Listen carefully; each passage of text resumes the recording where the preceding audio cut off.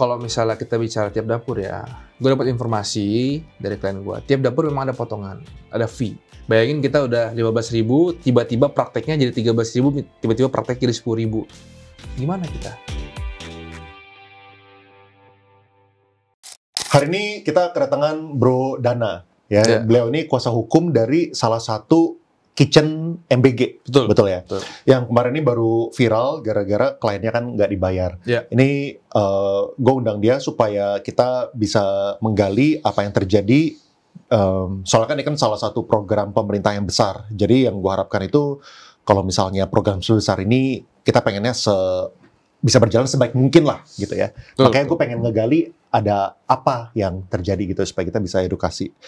Kita langsung mulai aja deh bro. Boleh sharing nggak? Ini konteksnya kayak gimana sih? Ini dapur MBG yang mana? Lalu udah beroperasi sejak kapan? Nah, dapurnya ini dapur MBG Kalibata. Dia itu ada di Kalibata Pancoran. Udah beroperasi dari bulan Februari sampai terakhir Maret kemarin. Februari tahun ini kan? Tahun ini. Berarti kan 2 bulan. 2 bulan. Kira-kira. Dia 2 bulan itu, dia itu sudah jalan 19 hari.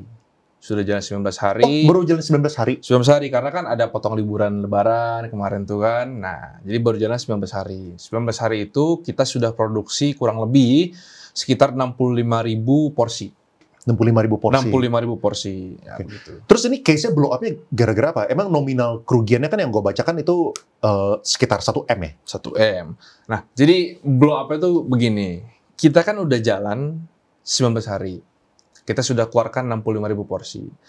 65.000 porsi itu semua sudah disalurkan, sudah dimakan sama anak-anak. Nah, jadi kalau kita tarik benangnya dari awal, kita ini kan dapur, kita kontrak dengan yayasan MBN. Kalau misalnya gue selalu bilang di berita semua itu MBN, itu inisial. Jadi kita kontrak dengan yayasan MBN ini, kita itu diminta untuk menyiapkan makan bergizi gratis.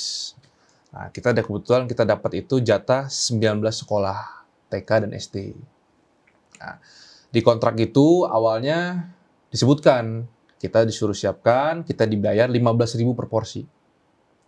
15.000 per porsi. Ya udahlah, oke lah kita sepakat kan berjalan itu.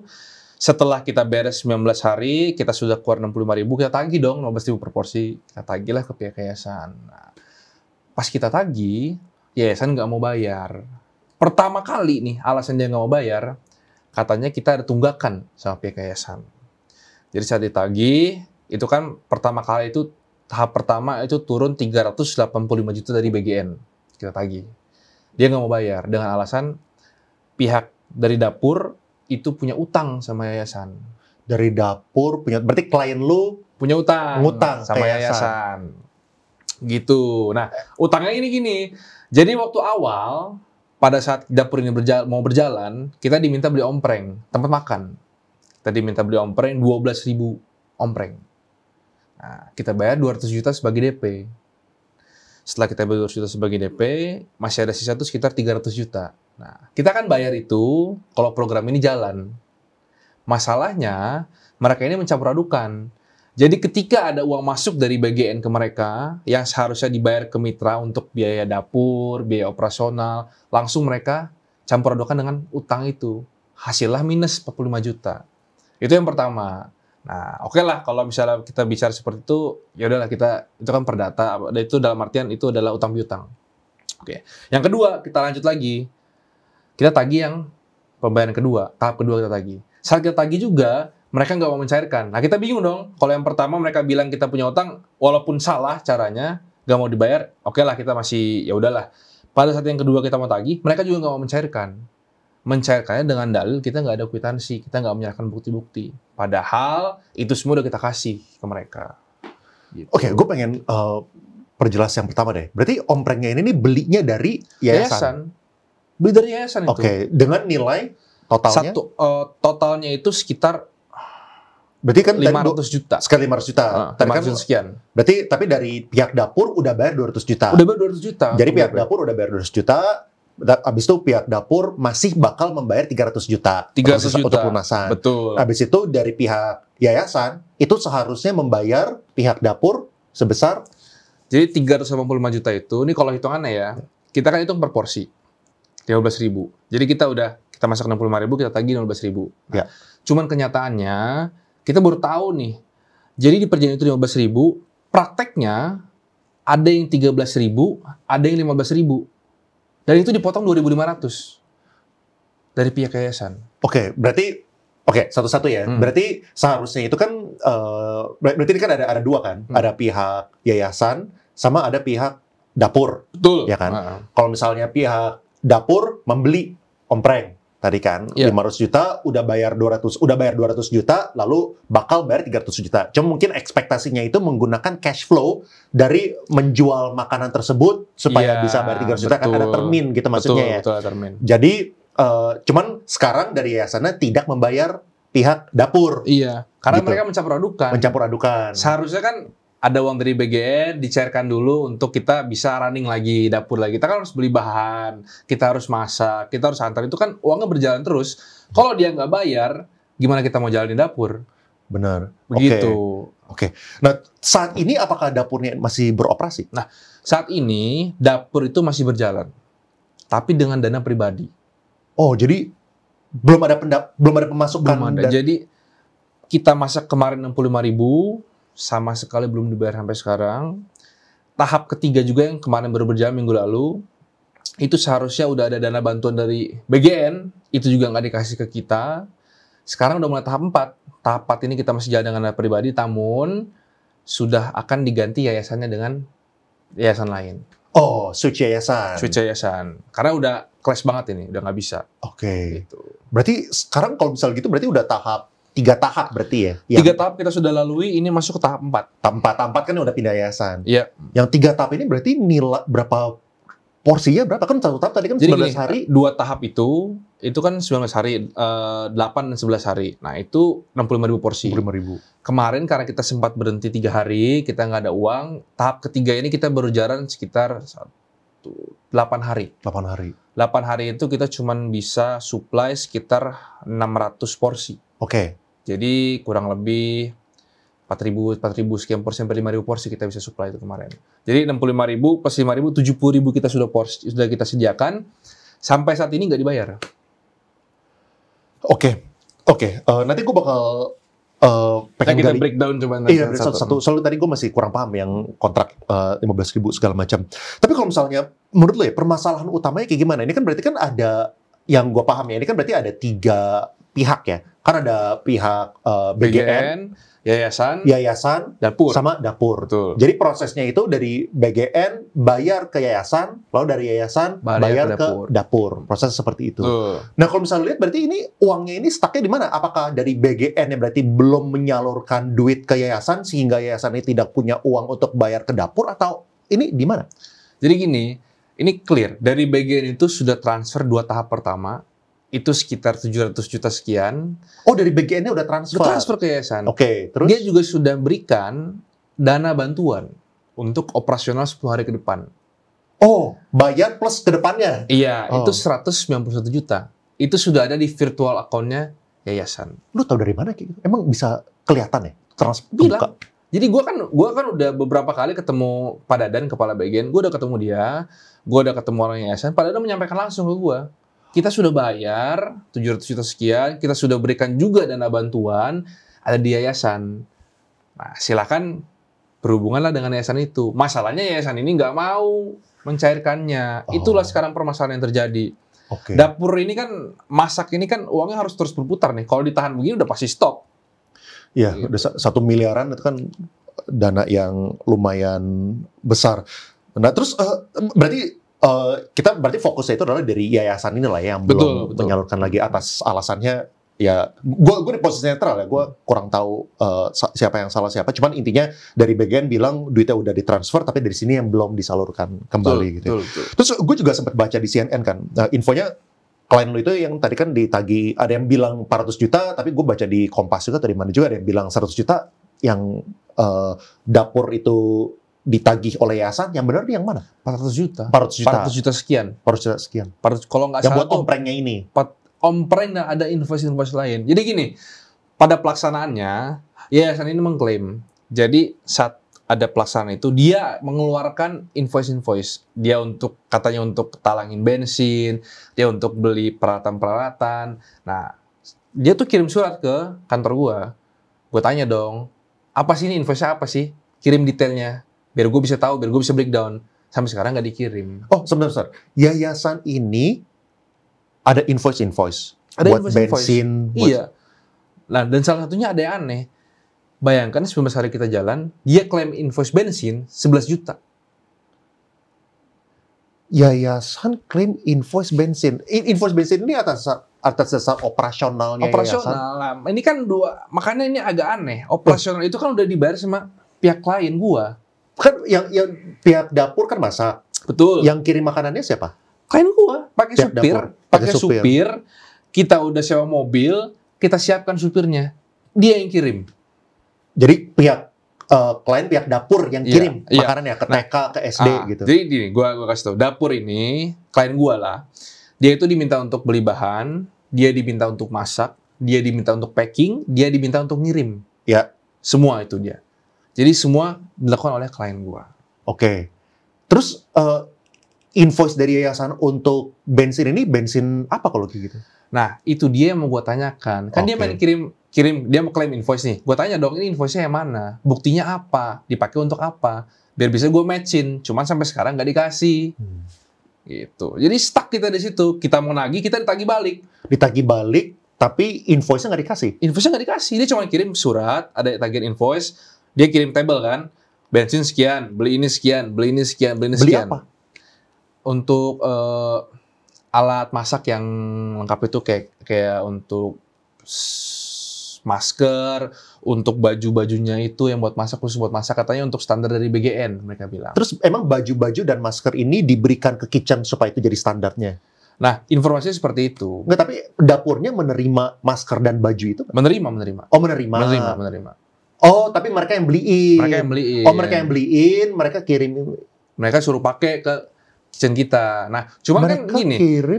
Tapi mereka minta lu yang bayar. Minta kita yang bayar. Kita makanya bingung kalau misalnya seperti itu, kenapa nggak minta aja ke klien gua? Klien gua minta, siap ini dong, kita beli. Ini kan nggak. Mereka tiba-tiba beli sendiri. Bensin juga tiba-tiba diklaim sendiri. Oh, bisa tiba-tiba mereka kirim barangnya ke lu, supaya mengikuti standarnya dari begitu. BGN lah, gitu ya. Karena kan gini sekarang permasalahannya itu, kita ini 3 pihak. Biasanya itu kan dari BGN langsung ke mitra dapur. Jadi kita tahu apa yang harus kita kerjakan. Ini kan nggak. Dari bagian ke yayasan baru ke mitra dapur. Yayasan ini yang kadang kita buat komunikasi agak-agak kacau di situ. Oh, tapi yayasan ini berarti kan nggak eksklusif sama satu dapur lo gitu? Ada dia beberapa? Ada 2 dia kalau nggak salah ada 2 atau 3 dapur. Udah 3 dapur. Apakah yang lainnya itu dibayar atau lo nggak tahu? Nah, sampai saat ini juga kita belum tahu gimana. Belum tahu. Oh, kita belum tahu apakah mereka dibayar atau apakah mereka dipotong juga 2.500, kita belum tahu. Oke, gue pengen bahas dalemin mengenai kontraknya deh yang 2.500. Jadi dalam kontrak itu bunyinya kayak gimana? Nih ya, jadi di kontrak itu ada lampiran. Nah, di kontrak itu state jelas sekali per porsi dihargai 15.000. Itu clear, kita diminta buat, kita diminta packing, kita diminta kirim. Adalah lampiran dalam perjanjian itu. Lampirannya adalah setiap porsi itu ada potongan 2.500. Itu tertulis di kontrak? Tertulis di kontrak. Di lampiran kontrak tertulis 2.500 untuk fee yayasan. Fee yayasan? Fee yayasan, 2.500. Fee yayasan ini fungsinya untuk? Nah, itu yang kita nggak tahu. Oh. Untuk apa? 2,5 ini untuk apa nih? Kita nggak tahu. Soalnya kalau misalnya mereka mau bilang untuk bantu menjalankan operasional, akhirnya mereka klaim juga ke kita. Nah, 2,5 ini kalau asumsi gua ya untuk mereka. Oh, iya. Itu jelas di state di kontrak itu. Oke, berarti di kontrak itu tertulisnya 15.000, ada fee yayasan 2.500. Jadi 12.500 lah yang diterima oleh klien. Berarti klien udah mengetahui juga dong dari awal bahwa itu 12.500 per porsi. Iya, karena gini, di awal itu klien gue berpikir bahwa mungkin memang namanya bisnis harus begini kali ya, jadi dipotong 2,5 untuk fee mereka karena kan mereka yang dapat kontrak. Iya. Klien gue berpikir seperti itu awalnya itu. Jadi mereka ya udahlah, wajar lah begitu. Oh, terus ternyata kan awalnya klien lu berpikir kayak gitu, terus ternyata emangnya? Klien gua nggak sukanya ada perbedaan harga makan. Yang jadi 13.000, ada yang 15.000. Oh, jadi akhirnya itu 13.000 ini masih kurangin 2.500. Itu yang nggak sepakat klien gua. Bayangkan kita cuma dapat 10.500 loh. 10.500 kita disuruh bikin makanan, kita disuruh packing, kita disuruh nganter. Oh. Itulah mulai konfliknya di situ. Oh. Ini tapi di kontraknya nggak tertera 13.000? Nggak ada, di kontrak 15.000. Apa boleh dilampirin nggak sih kontraknya? Kenapa? Boleh nggak sih? Apakah itu boleh dilampirin nggak? Kayak kontrak apa yang lu punya supaya gua show gitu di biro? Nah, itu kan ini lagi berjalan di polisi. Sebaiknya tunggu nanti mereka yang press release. Oke. Oke, cuman intinya kalau misalnya dari versi lu itu yang di kontrak awal 15.000, habis itu tapi mereka waktu mereka mau bayar, mereka bilang harusnya 13.000 kurangin 2.500 untuk beberapa dan range sampai 15.000. Iya, jadi gini. Pada bulan Desember tahun lalu, pihak yayasan ini udah tahu ada harga 13.000, ada harga 15.000. Pihak yayasan tahu. Pihak yayasan. Jadi udah ada dua tahap nih, dua kategori yang berbeda. Dari TK sampai SD kelas 3 13.000, SD kelas 3, SMP SMA 15.000. Nah, sayangnya di kontrak mereka cuma state 15.000 per porsi. Kita tagih yang di kontrak dong. Kontrak itu kan fakta servanda, undang-undang bagi kita yang menandatangani. Itu mulai clash lah di situ. I see. Ya intinya sih ya dari kontrak. Terus penjelasannya apa? Kan gini kan kalau misalnya kita bikin perjanjian dan kita ada kontrak, pasti kan basisnya adalah perjanjian. Terus saat lo bilang bahwa ini kan di kontrak 15.000, ya gue nagih 15.000 dong. Iya, terus betul. Responsnya apa? Mengikuti pencairan dari BGN. Mengikuti pencairan dari BGN. Pencairan dari BGN. Iya begitu. Makanya kuasa hukumnya kemarin bilang di kontrak dan prakteknya itu bisa berbeda. Nah itulah yang gue keberatan juga. Kalau misalnya itu mindset yang diterapkan, pasti selalu ada orang yang rugi. Kalau kayak gitu. Bayangin kita udah 15.000, tiba-tiba prakteknya jadi 13.000, tiba-tiba praktek jadi 10.000. Gimana kita? Itulah yang menurut gue aneh statementnya. Gitu. Oke. Terus di dalam kontrak itu apalagi yang diinfokan? Apakah ada tulisan dari segi termin pembayaran gitu misalnya? Itu enggak. Jadi di kontrak itu benar-benar clear. Kita cuma masak, kita cuma melaksanakan kewajiban kita itu apa aja ya, masak, menyiapkan makanan, di packing, dikirim. Kemudian kita dibayar 15.000. Nggak ada termin, nggak ada apa. Pokoknya setelah kita beres tahap pertama, 10 hari kemudian, itu akan dibayarkan ke kita. Oh, berarti dia bayarnya itu bukan setiap bulan, tapi ada tulisan harinya. Iya, jadi kan ini kan kita per tahap nih. Setiap beres satu tahap, 10 hari kemudian itu sudah dibayar. Nah, barulah setelah kita terima pembayaran, barulah kita membayar 2.500 ke yayasan. Oh. Jadi kalau misalnya kita bicara benarnya ya, uang masuk ke kita terima, baru kita bayar ke yayasan 2.500 untuk fee-nya per porsi. Iya. Kan lo kan udah sempat bicara di beberapa media kan, kayak di Kompas, di CNN gitu-gitu kan.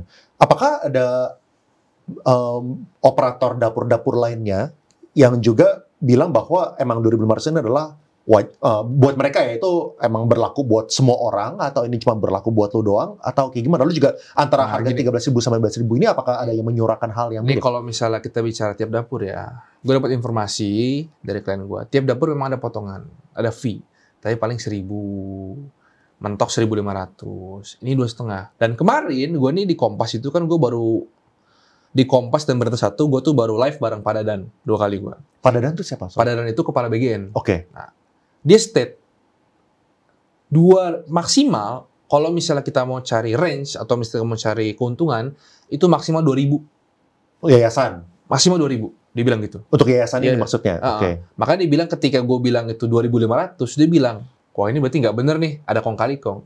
Kepala BGN sendiri ngomong kayak gitu. Itu. Terus berarti saat ini kok kenapa akhirnya bisa dipindahkan? Itu atas sarannya dari pihak BGN kah atau kayak gimana? Kan sana. Iya, kan akhirnya sana pindahkan. Jadi gini, jadi waktu pertama kali kita dipanggil BGN, kita kan mediasi di sana. Mediasi, Pak Dadan nanya, ini kasus seperti apa sih? Saya jelasin kan. Nah, Pak Dadan, kepala BGN, baru tahu ternyata yayasan yang ditunjuk ini itu nggak punya dapur sendiri. Dia baru tahu di situ. Oh, seharusnya yayasan yang ditunjuk itu yang punya dapur. Jadi langsung, jadi nggak ada lagi subkon. Makanya pada saat Pak Dadan tahu dapur ini milik Bu Ira, milik klien gua, dia langsung bilang, ya udah, ibu segera buat yayasan, diganti pakai yayasan ibu, biar dapur ini terus berjalan. Soalnya kan dapur udah ada, fasilitas sudah ada, tinggal berarti kan masalah yayasannya kan. Nah, bilang begitu. Akhirnya kita sepakat. Nah, sekarang ini lagi masa transisi mau diganti. Kita sudah daftarkan, sudah terdaftar, tinggal teknisnya dari Yayasan MBN diganti ke yayasannya milik Bu Ira. Gitu. Oh, jadi seharusnya tadi kan ada 3 parti kan? Ada BGN, yayasan, dapur. Harusnya itu berarti yayasan ini memiliki dapur. Memiliki dapur harusnya. Oh, harusnya nggak di subkon. Iya. Kan kalau sekarang gini, ini juga fakta dari kepolisian ya. Pas saat gue BAP, gue menemukan fakta ini. Yayasan MBN, dia itu punya perjanjian bagi hasil dengan 2 oknum. Yayasan MBN, oke. Yayasan ini MBN punya perjanjian bagi hasil dengan 2 oknum. Namanya MI dan GR.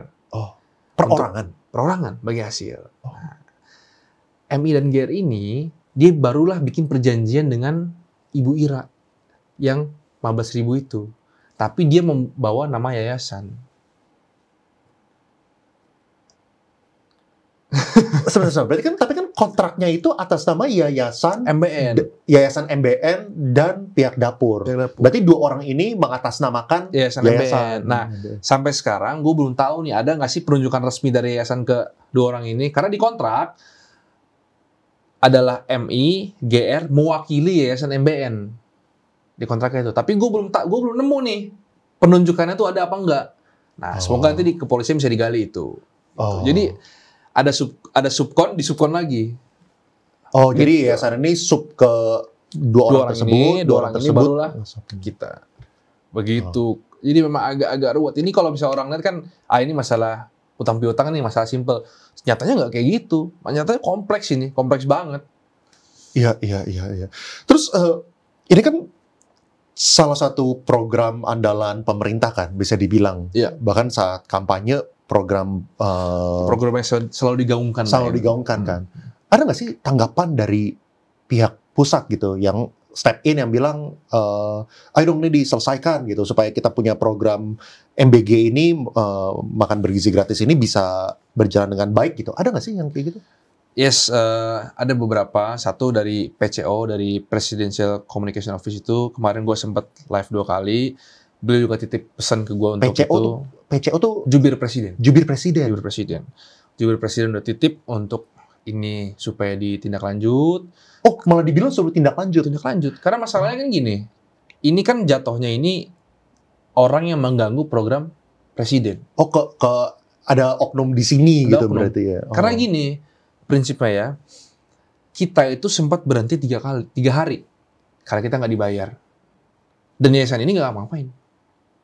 Kita yang harus ngadu ke BGN. Barulah setelah kita blow up, kita ngadu, kita baru dipanggil. Nah, berarti waktu 3 hari itu nggak beroperasi, makanan nggak ada yang dikirim? Nggak ada yang dikirim. Kita nggak punya uang. Kita nggak punya uang itu. Benar-benar habis uang klien saya itu. Yayasan kan ya udah diem-diem aja. Kalau misalnya memang yayasan ini mendukung program Pak Prabowo, sudah tahu nggak ada uang ya dicairkan dulu lah. Sebenarnya kan masalah simpel pencairan ini kan. Minimal bahan pokok lah, atau minimal dana bantuan yang memang seharusnya dipakai untuk dapur itu dicairkan. Tapi kan enggak sama sekali. Berarti sampai sekarang, berarti bisa dibilang sampai sekarang pendetik kita ngerekord ya, belum ada pembayaran satupun dari yayasan. Belum ada. Dan yang ada adalah dari lu yang ngebayar buat ompreng. Iya, itu 200 juta DP itu. Dulu kita bayar 200 juta itu. Jadi kita sekarang nih benar-benar jalan dana pribadi dan dana bantuan dari investor-investor yang memang mau bantu kita. Investor mau ngebantu. Oh. Iya, jadi bayangin klien gue ini, dia itu udah masuk 60 lah, dia udah masuk 60. Dia ikut program ini, satu, dia cari investor. Yang kedua, dia pakai dana pribadi. Yang ketiga, pas berhenti mogok ini, sampai minggu kemarin, dia itu sampai jual barang. Sampai gadi emas dia, buat berlanjut program ini. Itu memang sekacau itu. Berarti mungkin emang kitchen-kitchennya ekspektasinya harus orang yang udah lumayan kuat juga secara finance supaya bisa ngedanain program MBG. Iya, karena kan memang program awalnya itu kan di-reimburse, tapi sekarang dengan dana bantuan, itu kita juga kecewa. Dana bantuan ini kan seharusnya diberikan di depan nih. Jadi ada dana uang masuk untuk kita beli bahan-bahan, itu kita nggak usah pakai uang pribadi lagi. Seharusnya kan udah begitu. Cuma kan sekarang nggak dicairin. Iya. Itulah sekarang masalahnya. Berarti intinya dana bantuan itu supaya modal awalnya bisa dibantu supaya bisa berputar gitu maksudnya kan ya. Biar bisa terus berputar uangnya. Oke. Tapi di dalam kontrak itu apakah tertera gitu kayak yang tadi tuh mengenai SOP dan juga tanggung jawabnya siapa sama siapa gitu tertulis gak sih? Kalau tanggung jawab itu sudah pasti ada. Tanggung jawabnya itu dari pihak dapur kan yang pertama mengikuti standar dari BGN. Standar BGN seperti apa, dapurnya seperti apa. Nah, itu kalau gua kasih tahu ya, dari restoran ini, dapur ini dulunya restoran. Dulunya restoran. Dikonversi dapur. Full. Renov itu hampir 2 miliar loh. Oh. Renov itu 2 miliar, peralatan, steamer, segala macam itu kita beli sendiri. Kita beli sendiri itu. Gitu. Nah, itu kewajiban pertama kita untuk standar BGN kita udah ikuti. Yang kedua, kewajiban kita yaitu tadi memasak, mempacking, mengantar. Semua udah kita jalani. Ada klausul, biasanya kan kalau misalnya pebisnis ya, biasanya kan ada klausul kontrak ganti rugi gitu kan, ada termin pembayaran, ada ganti rugi, ada rugi. Nggak ada? Nggak ada sama sekali. Nggak ada sama sekali itu. Apa yang bikin klien lu pengen ngambil project ini? Jadi gini, kita tarik ke belakangnya. Jadi pertama kali yang kontak klien gue ini, itu si MI. Dia itu waktu pertama kali banget kontak, gue ada bukti chatnya, udah dikasih ke polisi juga. Dia itu mengaku dari orang BGN. Oke, mengaku dari orang BGN. Oh, bukan dari yayasan. Ngaku dari orang BGN. Oke. Makanya ibu kira, wah orang BGN nih kontak saya nih. Tertarik dong dia. Nah, mulailah itu jalan. Di sisi lain, Bu Ira ini kan memang passionnya di kuliner. Yang kedua, dia memang pengen bantu program Pak Prabowo. Dari CMI itu datang dengan iming-iming 15.000 per porsi, sama setahun terus diperpanjang sampai 5 tahun, tertariklah Ibu Ira mau bantu begitu. Iya. Sampai investasi 2M. Lumayan. Iya, kan soalnya sekarang gini, kita kalau mau berhenti juga susah juga. Karena apa? Udah diganti semua sekarang. Dari restoran diganti jadi dapur itu kan biayanya lebih gede. Iya kan? Iya. Untuk tiba-tiba berhenti, ya udah deh, gue nggak lanjut deh, balik isu ya berapa miliar juga sih. Betul. Karena kita udah dijanjiin sama kepala BGN langsung, ya udahlah kita anggap, ya udahlah kita jalan dulu deh. Toh kita kemarin itu kan masih sekitar 500 porsi per hari. Biasanya itu kita 3.300 sampai 3.500. Tapi karena keterbatasan dana kemarin, karena konflik kemarin kita cuma 500 porsi pelan-pelan. Terus berarti yang sisanya gini anak-anak nggak dapat makanan dong? Anak TK sama anak SD? Atau digantiin sama kitchen lain? Oh, gue nggak tahu gimana. Okay. Cuman kan gini, prinsipnya itu setiap dapur maksimal 4.000. Oke. Maksimal 4.000. Jadi kalau misalnya dibilang ganti, gue juga nggak paham gimana keberlanjutannya. Karena ya itu tadi, 3 hari kemarin anak-anak nggak dapat makan. Iya. Kalau misalnya, apakah lu lihat ya, yang ini tuh berarti bukan masalah kontrak. Soalnya kan kontrak kan udah jelas kan dari harga segala macam. Jadi ini tuh masalah kayak kontrak yang ditulis itu kurang detail dan kurang baik, atau menurut ini masalah kontrak itu sebenarnya udah sesuai, tapi pelaksanaannya aja yang Pelaksanaannya. Jadi kalau kita bicara kontrak ya itu kan 15.000 per porsi. Nah dari yayasan ini yang dia ini bingung lah bikin LPG-nya seperti apa. Karena gini, bayangkan kita kan yang ngirim. Kita ini ditutup-tutupi. Kenapa ditutup-tutupi gini? Saat kita kirim, seharusnya kita tahu dong yang diterima sekolah itu berapa. Oke. Kita kirim berapa, yang diterima berapa, ada tanda terimanya dong. Nah, pihak dapur nggak boleh tahu. Pihak dapur nggak boleh tahu. Jadi berapa yang udah diterima sama sekolah itu kita nggak boleh tahu. Kita nggak dikasih unjuk. 2 tahap itu pertama. Setelah viral baru dikasih tahu. Ternyata? Nah, yang 2 tahap ini gue nggak tahu berapa, tapi setelah viral mereka barulah ngasih tahu. Kita hari ini kirim ke sekolah ini berapa porsi, berapa ratus porsi, baru dikasih tahu. Tapi yang 2 tahap kemana 19 hari itu kita nggak dikasih tahu.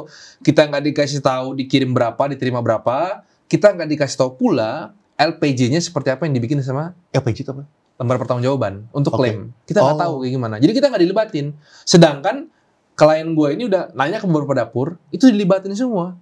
Jadi ketika kita mau klaim, kita dipanggil, kita disuruh bahas ini apa aja pengeluarannya, dibahas, barulah klaim ke BGN. Nah ini kita nggak dilibatin sama sekali. Itu yang agak jadi keterbukaannya minim sekali waktu itu. Iya.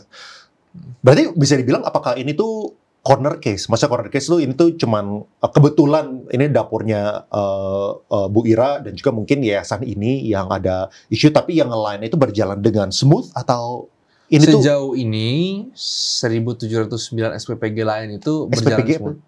Dapur. 1.700 dapur lain berjalan semua. Oh. Ini kan berarti secara sistem berarti bagiannya sudah benar berjalan, tapi yayasannya yang bermasalah. Oke, kebetulan ada yayasan ini yang ini. Terus solusinya apa? Kayak kira-kira langkah hukum yang udah diambil sama Bu Ira apa aja? Sekarang kita kan udah bikin laporan polisi di Polres Jakarta Selatan. Itu udah berjalan. Hari Rabu mereka dipanggil. Oh, berarti 2 hari lagi. Pihak yayasan mereka akan dipanggil oleh pihak Polres. Okay. Nah, selain itu kita juga sudah siapkan gugatan perdata. Gugatannya udah siap, tinggal menunggu aba-aba dari klien. Nah, yang ketiga, ini kemungkinan juga tim kuasa hukum akan konsultasi ke Kejaksaan Agung terkait apakah ada tindak pidana korupsi di sini. Oke. Nah, tapi kan kalau ya kita tahu lah ya kalau misalnya kita berproses hukum ya di Indonesia yang namanya pengusaha itu kan pasti kan keluar biaya kan. Pasti kan. Berarti klien ini udah keluar biaya di kitchen, keluar biaya di buat proses hukum itu. Iya, produk ini juga semua orang banyak nanya. Ini Bu Ira kata udah rugi tapi sama pengacara. Sampai sekarang saya dengan Bu Ira ini saya pro bono. Pro bono? Saya tidak mengenakan fee karena saya cuma mau program ini bisa berjalan, jadi saya bantu Ibu Ira. Oh, lu nggak ngecas? Nggak ngecas, pro bono ini. Lu kenal Bu Ira dari mana? Kenal Bu Ira ini kawan lama. Jadi dulu temennya itu pernah ada case sama gua. Nah, temennya waktu itu pada saat ada masalah ini temennya kontak gua. Pak ini tolong bantu dong, ini teman saya, dia udah habis-habis banget lah. Saya tanya kan masalah apa ya ini? Masalah MBG. Nah, ditelusuri ternyata masalah kayak gini. Ya udahlah. Akhirnya gue ambil. Gitu. Jadi sampai sejauh ini gue nggak dibayar sama gue. Bener-bener pro bono gue. Tapi ada success fee-nya gitu-gitu? Gue nggak mengecas success fee. Tapi kalau masalah ini beres, kalau misalnya dia memang mau ngasih ya silahkan. Tapi kalau misalnya enggak ya udah nggak apa-apa. Karena background gue ini background gue ini dari Lemhanas, Lembaga Ketahanan Nasional. Gue merah putih gue untuk Indonesia. Jadi kalau ada masalah kayak gini, ada orang minta tolong, apalagi masalah besar kayak gini, gue akan tolong. Karena itu salah satu tugas dari pekerjaan gue juga, advokat, pro bono, pekerjaan yang mulia. Inilah. Jadi zero charge sampai sekarang. Nanti ada banyak tuh yang DM. Mana minta pro bono juga kalau misalnya buat isu-isunya mereka. Tapi apa tanggapan dari pihaknya BGN melihat ada isu dari pihak yayasan dan pihak dapur? Nah, ini yang cukup gue kecewa. Karena dari BGN ini setelah beberapa kali gue live, setelah beberapa kali gue ketemu, lebih ke lepas tangan mereka itu. Jadi masalah ini mereka selalu mengatakan masalah ini memang dari BGN sudah tunaikan kewajiban memang benar. BGN udah bayar. Masalahnya mereka nggak ngurus nih dari yayasan ke mitra dapur seperti apa, mereka nggak mau tahu. Nah itulah yang jadi problem. Padahal ini kan tetap programnya satu kesatuan nih. Programnya BGN juga program pemerintah. Kalau ada masalah kayak gini nggak jalan, mereka juga kan yang kena sebenarnya. Itu sih gue agak kecewanya di situ. Iya. Terus kalau misalnya sampai pihak dapur akhirnya dibayar ya 1 miliar gitu, apakah ini berarti udah case close? Udah berarti udah kelar kasus hukumnya atau kayak gimana? No. Jadi kalaupun mereka bayar ke klien, ke Bu Ira satu dari PCO, kemudian juga dari beberapa praktisi hukum yang saya kenal yang udah kasih konsultasi ke saya. Ini laporan hukum, ini masalah proses pidana, ini akan terus berlanjut. Karena untuk apa? Untuk pelajaran. Untuk pelajaran dan untuk keberlanjutan program MBG. Bayangkan, kalau perkara ini nanti damai, perkara ini bisa dibayarkan dengan uang, semua orang, semua yayasan akan berpikir sama. Jadi mereka berpikir, kalau misalnya gue tarik segini, pihak dapur teriak, gue bisa bayar kok, nggak bakal dilaporin polisi, nggak bakal ribet masalahnya, bisa beres. Kita nggak mau kayak gitu. Karena tetap kita harus bantu program Pak Prabowo, nggak boleh ada orang-orang yang mengisingin seperti ini. Harus jadi pelajaran ini. Gitu. Terus kok Bu Ira bisa nggak kapok gitu? Maksudnya gini, gue bayangin gue ya, kalau misalnya orang udah ditagih 1 miliar, habis itu belum dibayar, habis itu dia juga udah keluarin 2M, dia masih karena dijanjikan sama Bapak Dadan kan kemarin. Supaya lanjut ganti yayasan. Ya, oke, kita jalan. Makanya kan kemarin juga pas gue ketemu, gue selalu nanya kan bagaimana keberlanjutannya. Pak Dadan bilang, iya lagi diproses. Tadi pagi gue juga sudah WA sekprinya Pak Dadan, ini lagi diproses. Oh ya udah. Iya. Ya kalau misalnya udah direct, hopefully udah lebih clear lah ya. Itulah, kan kita nggak mungkin juga ketika kita sudah jadi dapur ini kita rubah ke resto lagi, kan nggak mungkin. Ngerti. Gitu. Tapi lu ini berarti backgroundnya ini, lu punya law firm atau lu? Gue punya law firm. Oh, punya law firm sendiri. Fokusnya itu di bisnis atau di mana? Kalau gue fokus itu di kepailitan sebenarnya. Kepailitan fokusnya. Oh. Tapi lu ada social project lah yang lu ambil yang kayak gini. Ada. Jadi memang kalau pengacara itu idealnya setiap tahun adalah dia satu kasus pro bono. Idealnya begitu. Iya. Tapi sekarang lu dapet ini kali, kaget kan dapet media attention-nya di mana-mana tiba-tiba. Kalau media attention sih sebenarnya udah biasa ya, karena beberapa kali udah nanganin kasus cukup gede juga sih. Oke. Mungkin lu boleh kasih advice nggak sih buat teman-teman lainnya ya yang mau ini mereka adalah memiliki dapur atau mereka berbisnis dengan pihak dari pemerintah juga, apa advice lu supaya jangan sampai mereka jadi kepusingan antara inilah buat yang penagihan kayak gini. Khusus untuk MBG nih ya. Oke, khusus untuk MBG dulu. Khusus untuk MBG yang pertama, kalau bisa langsung direct ke BGN, langsung direct dalam artian gunakanlah yayasan sendiri dan daftar di website BGN. Itu yang pertama. Jangan pernah mau dengan yayasan yang sudah ada. Dalam artian kayak kasus gue sekarang nih, jangan kayak gitu. Karena pasti nanti ada potongan, pasti juga nanti ribet. Oh, kalau misalnya tadi kan yang baru ini kan Bu Ira mendirikan yayasan, ya kan? Yayasan ini daftar ke BGN. Ke BGN. Kalau misalnya berarti 15.000 full, nggak ada potongan 2.500. Nah, nggak ada potongan dari yayasan. Yang sebesar 2.500 kan? Iya, nggak ada potongan. Berarti kalau itu 15.000 langsung 15.000. Iya, kalau jadi as is, kalau misalnya Bu Ira dengan BGN itu as is aja. Oh. Nggak ada lagi potong-potongan. Kalau misalnya itu berarti bisa dibilang yayasan kayak perantara lah gitu kan? Iya, itu dia. Bayangkan aja nih. 19 hari, 2.500 kali 65.000 porsi. Udah berapa coba dia dapat? Gak ngapa-ngapain. Iya. Makanya itu kalau misalnya... Berapa sih? Gue pengen hitung dulu dong. Nah, boleh. Kasar ya, 65.000 dikali 2.500. Dikali 2.500. 162 juta. 19 hari itu. 19 hari. Satu dapur. Makanya kalau misalnya itu tadi bilang, BGN ini sudah menyiapkan, tadi gue bilang, dana bantuan untuk 10 hari ke depan. Silahkan daftarkan dapurnya, daftarkan yayasannya. Jadi lebih baik punya yayasan sendiri dan punya dapur sendiri baru daftarkan ke BGN. Emang itu open ya, bisa langsung di website-nya. Semua orang BGN. semua orang bisa akses. Yang kedua, kalau misalkan sudah terlanjur dengan yayasan, harus benar-benar dipantau. Kalau misalnya memang ada kecurangan-kecurangan, segera laporlah ke BGN. Nah, jadi BGN itu kemarin gue juga sempat komplain kan. Gue ini udah datengin BGN, gue udah kirim surat ke BGN, tapi nggak pernah ada respon. Oh, nggak pernah ada respon? Nggak ada respon. Kirim suratnya atas... Jadi gini, gue pertama tuh kirim surat ke BGN, gue surat komplain, keberatan. Karena ada pihak yayasan ini nggak bayar. Oke. Kita nggak bisa jalan. H-1 gue press conference, gue datang ke BGN. Gue nanya, dapur klien saya udah nggak jalan. Nggak punya modal. Besok saya mau press conference. Dari BGN gimana? Waktu itu yang terima saya itu orang humas dan hukum. Mereka bilang, wah kita deputi hukumnya lagi keluar, mungkin datang aja nanti lusa. Dia bilang, tapi besok saya press conference ya? Iya, oh ya udah. Jangan press conference. Setelah saya press conference, barulah dipanggil. Nah, makanya pada saat kemarin sempat live di beberapa TV, saya selalu sampaikan kepada jubir presiden saya sampaikan, kepada orang BGN saya sampaikan, ini harus ada wadah pengaduan yang fast respon. Akhirnya dibuatlah sama BGN. Ada tuh nomor WhatsApp-nya sama ada pengaduan di website sekarang. Udah ada gitu. No viral, no justice. itu bener banget sih, itu bener banget. Kalau misalnya nggak kayak gini ya, kalau misalnya Ibu Ira tanpa preskon kemarin, mungkin sampai sekarang ya udah dibiarin aja. Atau mungkin lebih parahnya mungkin di take over dapurnya. Kenapa itu lebih parah? Maksudnya? Iya, jadi ini parahnya ya. Misalnya dari yayasan kan Ibu Ira nggak mampu lagi nih. Dapur udah ada. Yayasan akan take over. Jadi Bu Ira istilahnya dia dapat komisi aja deh. Bisa jadi kayak gitu kan. Asumsinya. Asumsi. Iya.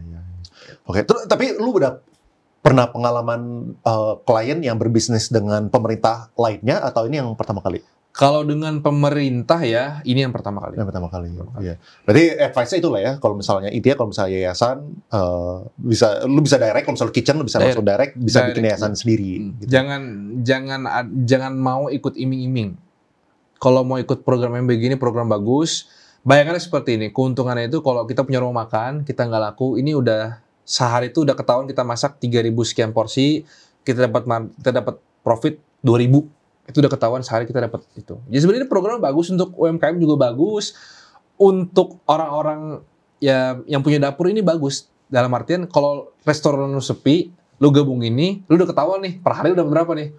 Jadi uang udah ada. Cuman ya itu tadi jangan sampai terbuai dengan omong-omongan dari oknum-oknum. Iya. Lu udah tahu nggak sih dari segi profitnya itu apakah emang dipatokin kayak tadi tuh ke 2.000, berarti secara cost itu 13.000 untuk cost of goods sold untuk HPP-nya plus untuk pengiriman gitu. Nah, kalau detailnya seperti apa, gue belum tahu. Tapi yang dari apa yang disampaikan pada Dan waktu sama gue juga pas live, dia bilang memang kalau misalnya ambil margin, kalau misalnya memang ada keuntungan itu mungkin 2.000 maksimal per porsi. Tapi kalau sudah 2.500 udah itu margin makanya itu pada dasarnya sama bilang sebentar. Berarti yang 2.000 ini yang dari pihak BGN bilang ini 2.000 untuk keuntungan dapur. Keuntungan dapur. Oh, bukan untuk keuntungan yayasan. Bukan. Oh, gue kira dibilang itu lu yayasan ambil 2.000 aja. Enggak, untuk dapur ini. Makanya kan dia kaget dia baru tahu ternyata ada yayasan juga di sini kan. Begitu. Jadi sebenarnya kalau ya seperti kan soalnya kan ada kaitan dengan kualitas makanan. Ya pastilah kalau misalnya kita harga pokoknya itu misalnya 10.000 perak sama kita harga pokok makanan 13.000 perak pasti beda dong. Gitu kan. Iya. Nah itu jadi kalau harga pangannya itu dia ada mekanisme sendiri. Jadi ada hitung-hitungannya. Nah itu gua kurang jelas gimana. Apakah dia ambil harga pasarnya gimana? Apa gimana? Jadi pada itu sampaikan kalau untuk kualitas gak mungkin nurun karena harga makanannya itu nanti menyesuaikan. Harga pokoknya menyesuaikan. Tapi profit yang di dapur itu udah pasti 2.000 rupiah maksimal. Oke. Maksimal. Ya. Ini kan pada saat dia tahu 2,5 aja dia langsung bilang, berarti ini ada yang salah nih. Ada yang salah dia bilang. Iya. Oke, semoga semua bisa berjalan lancar ya, terutama buat MBG inilah. Ini kan soalnya kan program yang penting dan juga anggaran kan sangat tinggi kan. Betul. Ya dan hopefully program andalannya Pak Prabowo bisa dengan case ini bisa berjalan lebih lancar lagi ke depannya. Iya, lebih lancar dan harus diawasi oleh setiap lapisan masyarakat. Iya, itu penting banget. Oke bro, thank you banget atas waktunya. Ya, thank you. Thank you.